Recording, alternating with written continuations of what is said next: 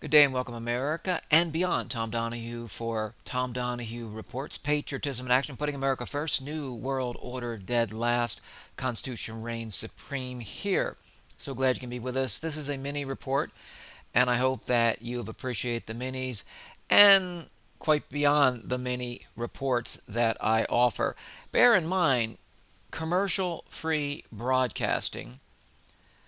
I've always had the free reign to speak my mind because I would allow nothing less. However, when you have the crass commercial clutter and so many interruptions, it can really disrupt the flow of the program, its intent even. So I do make promotions within, but there are no designated commercial spot sets. So there are no commercial breaks, if you will. So nothing to break up the content of this program. Even when I do a mini report of 20 minutes, bear in mind most programs in terrestrial radio, on the internet, in the alternative, have already given you 2 break sets. So that is something to bear in mind as well. Now I'm struggling because I'm kind of juggling several different things in my life at this point, and so consequently I can't always sit down and say, okay, I'm going to produce a 60-minute broadcast. That's why sometimes I say, well, let me get 20 minutes in, and we can string those together for the streams. For instance, yesterday we did a 40 that also would combine with the previous 20, and with us not having to yield to the pressure of a daily program, it gives me the opportunity to put the program together the way we do. So with that said, I want to jump to certain things. Make sure you always go to TomDonahueReports.com. The archives are there. The embedded player from Podomatic is right there. It's all free and very easily accessible. So make sure you access whichever is most convenient for you. If you want the file, meaning the audio file from this broadcast, to be sent directly to your email inbox, then you would become a subscriber, and it's free. And that let me tell you something which is really cool. Within seconds after I have produced this program, it is distributed right to all those that follow, that subscribe to this program. So within mere moments, you have an advanced copy of this program. And then you can set your own schedule as to when and how you listen. And what's pretty cool about this, as you know, is that you can fast forward. Let's say I'm doing a promotion, or let's say it's a subject you may have little or no interest in. You fast forward, then you get to other subjects that you're interested in. You can back pedal as well, and revisit some of those things. You can play as often as you want. You can send this file, this program, the link to it, to anybody through your email. Now, what I like also is that you don't have to necessarily download. When you go to a program website, or the host or the network, and then you have to create space or make available space on your computer. It takes you time to find it. Then you have to download and upload, and you don't have any of this. I mean, now you can, and I noticed that some of you still like to download the actual file because of the way that you, I guess, store, or the way you listen. That's okay too. So there's many different ways that you can utilize this program. And again, because of what I believe to be free speech and free exchange of information, which is so crucial at this time and this juncture in our history, that's what we do. We're going to continue to make this free to you. Now, one thing I did change on the website, we had this contribution tab, and it was taken up, even though I did it in a very, not I want to say, I made sure that it was rectangular, or maybe actually oblong, and it didn't take up that much space, but it still took up more space on the website, and I decided that I just put the little donate tab. And you see that, and that's a reminder that if this program, the information, the things that I'm offering through this show and through, of course, the website, if it's of value to you, make sure that you consider making a contribution. And it's linked right to PayPal. And the PayPal is linked to my primary email address, which many of you know. And if you forget that for any reason, click on the icon for mail. And also that email address is spelled out for you on the health page, which is brand new. So check out the health page. All my diets are available to you, whether it's the health reports or it is the actual diets. So you can buy the complete set. You can buy them individually, and we will email those to you. If you prefer snail mail, then there's an additional charge for the shipping and handling. Other than that, it's all included within the same listed pricing. Okay, so we've got that. If you guys want to know other services I provide, click on the bio tab. That also include media, etc. And that's all explained right there at TomDonahueReports.com. Okie dokie. I don't like that term, but I lived in Oklahoma for a while. Oklahoma is okay in the license plate. Can you imagine?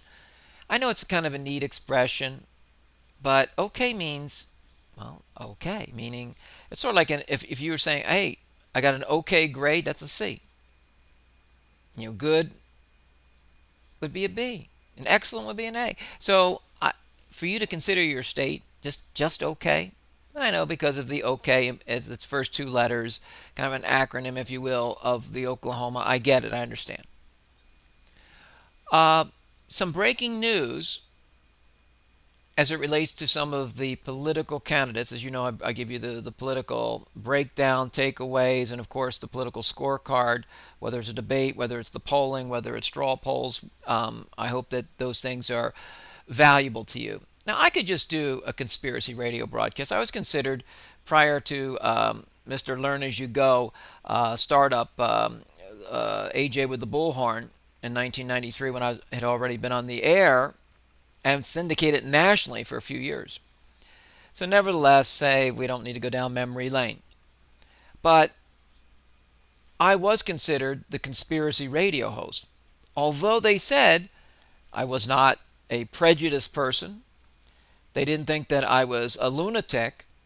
They just felt that my views were controversial, but still steeped in some kind of rationality. And I think many of you have come to appreciate that, rather than saying, oh, he's going to try to freak us out today. He's going to try to spook us. He's going to try to shock us, shock and all. Well, we don't do that here. So Rick Perry to Newsmax, I regret the heartless comment on immigration. Ah, shut up. You're ready to... Perry is perishing, okay? He's a perishable. Get rid of him. Out of here. Now, this is kind of interesting. It has to do with, well, Sarah Palin, the pathetic one.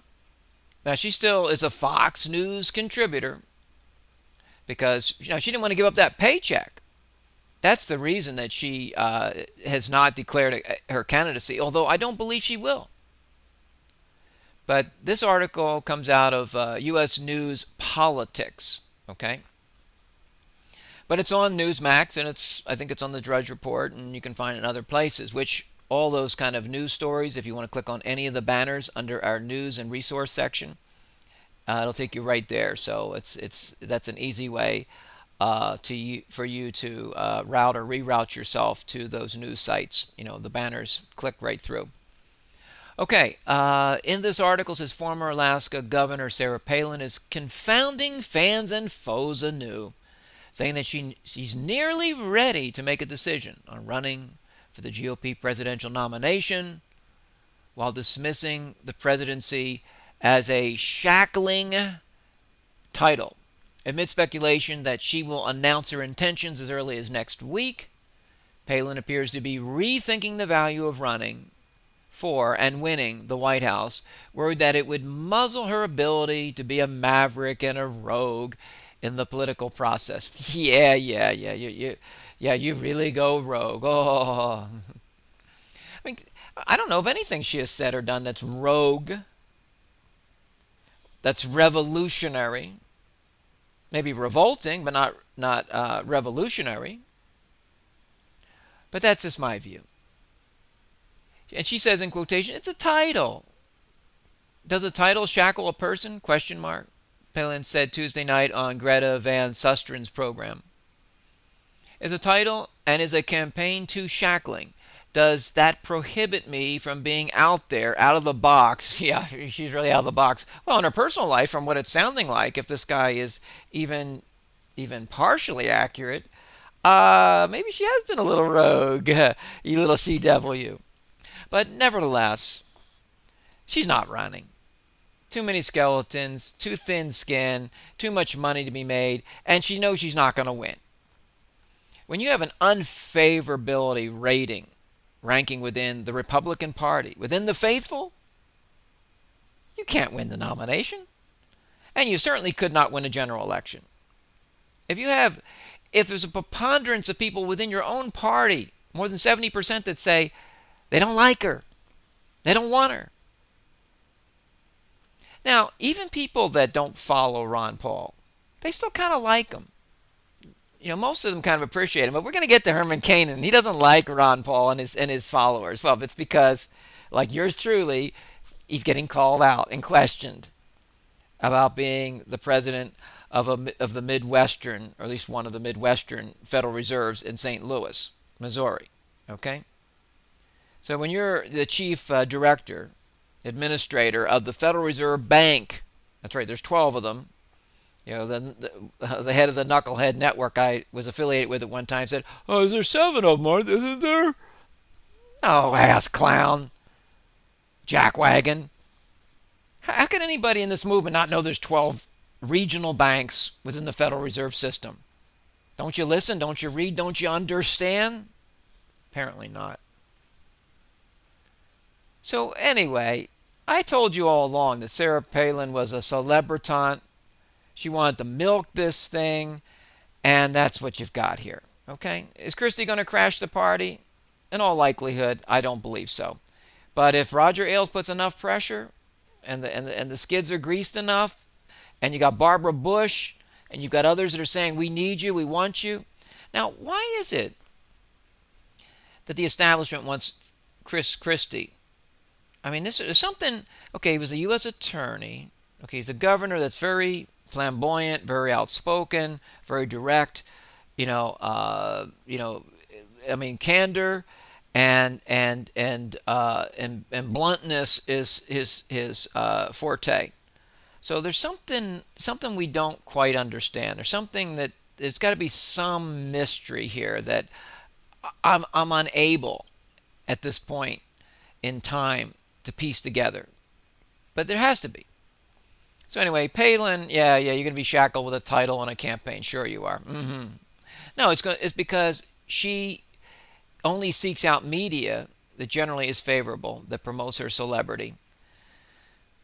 And she's not going to want to answer these questions about her past as well as her present. And so, and quite frankly, she saw how Bachmann has sputtered. Even though she, I mean, there's no way she's going to do better. I mean, you could put Bozo the Clown, as the new entry if you have name recognition, and yeah, you're going to spike in the polls for a little bit of time. But after that, she's going to settle below Bachmann, because Bachmann, yes, she's got the visuals in terms of the looks, but she's got the brains, but she also has the gaffes. And so Palin really does not bring any more positives, actually more negatives, than Bachmann does. So I think that would be a case study to say, okay, I might get the spike initially. I'm definitely going to get the dips, the plunge. And I won't do any better than Michelle Bachmann. And she's already pretty much carved her niche out where my niche may have been. That's the way, I mean, someone's going to get through to her on that if she doesn't understand that already. Bachmann to evangelicals, don't settle, quote unquote, on a nominee. You have to admit, she's right on a lot of issues. And she doesn't generally backpedal. Now, there are times she doesn't directly answer questions. And believe me, I don't like that. And there's times where I think she kind of fudges a little bit. Maybe not necessarily intentionally, but there are some times where that's one thing I do like about Christy. I mean, the guy's going to answer questions as far as I can tell, or he's going to just tell you to shut up, or or it's none of your damn business. Well, I kind of like that. But why is it now Republicans generally don't just coalesce around a particular candidate because he's maybe bankable or winnable? It has to always be because he's controllable, and I don't understand, unless that's that U.S. attorney, and there's something going on that I just can't quite, kind of put my finger on. Let's see here. I keep forgetting that if I pause like that, there is no sound, there's no music, so I got to be careful. What I want to do is I think I'm going to cover to some degree this Herman Cain situation. Now, Herman Cain, as you know, has been rising in the polls. Matter of fact, some polls have him at number 1, top of the leaderboard. But nobody publicly has questioned or even commented favorably as well as unfavorably his associations, his connections with the Federal Reserve. But there have been some recent reports because of his new book coming out that he's very dissatisfied, frustrated, angered by the Ron Paul following. The liberty guys and gals that follow Ron Paul that are so fervent and disciples. He feels that he's being, asked, and it's unwarranted about his service. That's what he calls it, service at the Federal Reserve Regional Bank in St. Louis, Missouri. Well, it's part of his resume. He keeps talking about how he's got the business acumen, he's got the plan, he's the problem solver, he's pragmatic, but he won't denounce or even renounce his associations, his involvement with the Federal Reserve. What's his solution there? What is he planning to do with the Federal Reserve System? Embrace it, endorse it, empower it even further? So Herman Cain is very frustrated with those of you that follow Ron Paul, that believe in much of what Ron Paul stands for. He describes the Ron Paul supporters' concerns as stupid. So you're El Stupido, El Dumbo. Okay? Now, I would like Ron Paul, when he's standing, and so often he is, at a podium right next to Herman Cain, just question him, challenge him, because some of these debates you're allowed to ask a question, you're allowed to follow up. He has not done that. He's too much of a gentleman on the stage. Well, a gentleman is not going to win the presidency of the United States. I mean, you can still be cordial, but Ron Paul goes out of his way to be really nice to these scoundrels. And to me, that's too diplomatic. That is way too tactful for my taste. So finally, there's this push from people saying, okay, Herman Cain is now garnering more spotlight, obviously more scrutiny. Let's get into the whole Federal Reserve issue. So keep the heat on Herman Cain. I've heard people say, oh yeah, but the 999, and he's good on a lot of things, so let's kind of overlook that. He's going to be better than Obama. He can beat Obama. No. Anybody that has worked with the Federal Reserve deserves a royal scrutinizing. That's the way I see it, okay? And to me, that's an Achilles heel. That is something that needs to be addressed. It is a major, critical concern of mine. Okay, this concludes the mini report. I'm Tom Donahue for Tom Donahue Reports. Make sure you go to the website, tomdonahuereports.com, TomDonahueReports.com. New health page, additions, lots of exciting things going on at TomDonahueReports.com. Till we meet again, may God bless you and God bless our great country.